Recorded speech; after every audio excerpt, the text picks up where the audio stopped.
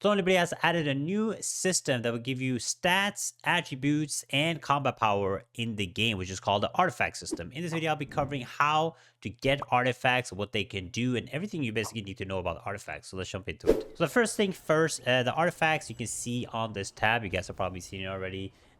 These things will basically give you stats, but first I want to talk about how to get artifacts, because there are several ways to get artifacts. One is going into Nebula Island, and during Nebula Island you can drop these chests, and these can drop you artifacts. Now I will highly suggest for everybody that is watching, do not farm these during peace zones. And you're probably saying, Spid, but I can't, people all kill me and stuff, I can't farm artifacts or farm Nebula in the PvP zones. I will give you guys a huge tip right now, is to farm Nebula on one of the last days if you're struggling right now, and farm them not during prime time, right? Not when it's like 4 p.m., 5 p.m., 6 p.m., or 8 p.m., because then it's going to be way more difficult. But if you go with the team and you set it up, you can easily farm PP zones without players like interrupting you during non-prime times, because it is one of the best ways to farm artifacts. It is during the PP zones. They will have the best chances to drop, and it drops way more of the artifacts. So do them in the PP time, and probably wait till later in the week, because less people will be farming because they won't have enough time. The time threshold, right, to actually farm it. So definitely do that. The way a lot of players have already gotten their artifacts is through Battle Pass. In the new Battle Pass, Dawn Traveler, you can get the artifact boss if you have the one that is for Lucent. It will give you 15 blue artifacts. The blue artifacts are the best ones that you can currently get. So you get them absolutely for free. I mean, for 500 Lucent, not for free. And then this battle pass is real good, because not only do you get 15 there, you actually get more here on level 33, and then you get on the free level 2, and then you get one at level 47. So you get a bunch of these blue artifacts, and they give you rare quality too, which is massive. All right. The other thing you guys could do to farm artifacts is abyss dungeons, but only the new ones. You can, for example, Burkant Castle. You guys can see it drops the artifact boxes. They drop a bunch of the green ones and some rare ones, which is really good. You cannot farm them in the old open world abyss dungeons, only in the newer ones. So when you guys have your tokens, abyss contract tokens, and you go and farm, you will be dropping a bunch of these artifacts. Next up, what you can do is through material transportation. It's a new artifact tab here. What I will highly advise you guys to do is you can go all the way. If you look here, you can go all the way to conversion tier 5. However, to get to conversion tier 5, it costs a lot, guys, like insane amount. My suggestion is probably not go all the way to conversion 5. Try to do it at conversion 3, because if you look here, conversion 3 only requires 1600 points, while conversion 5 requires the double amount, right? You have an 8% chance to get them in the conversion tier 3. But I would highly suggest you guys to either go for conversion tier 3 or go all in on conversion tier 5. But right now, early, probably try to get as much as you can on the conversion tier 3 when you guys get these artifacts, and I hope that you guys can get some of the good rare artifacts, right?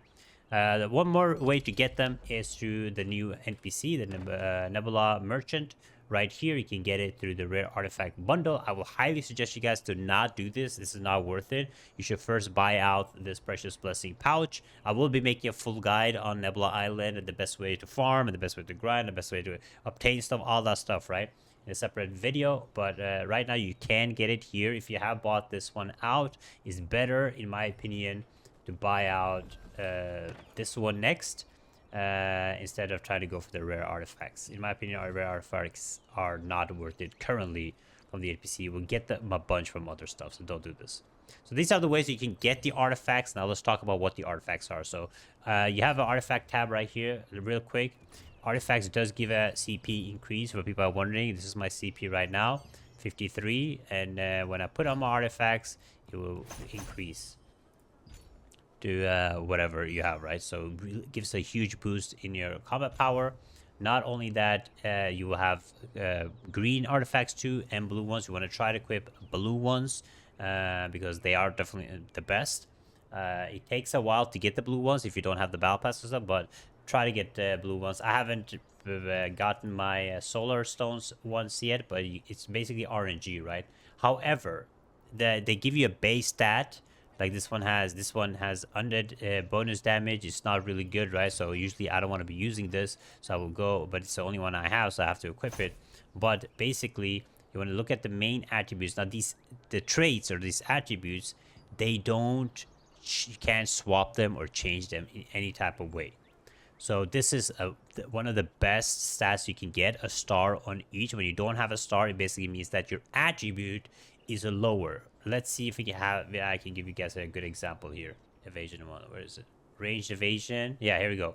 So this is a perfect example. A star one has range evasion 90, while if you don't have a star on it right here, you only have 72. So star basically means higher attribute stat of that stat, right? So a best case scenario, you want to have a 3-star, but with all stats that you actually need yourself. So this one is pretty good for me if I was evasion build, but since it's both and there's an evasion, it might not be as good as first seed. So you want to have like a proper 3 stats that you can use. So those are the first thing to do. There's no way to like transfer these in any type of way. You just have to get lucky and drop one with these 3 stars. Yeah, it's insane amount of RNG, but you have to get lucky for this.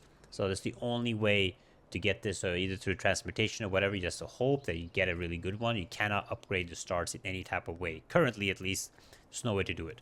Second thing is each of them has a set bonus. So for example, you have the Chaos Harbinger, has a critical set bonus, which you can increase to crit. If you have 4 of these Chaos on all of these, you will have the 4 set. And if you have 6, you have the critical hit chance. But a lot of builds require you to have 2 of each. So 2 of whatever, you can search it up.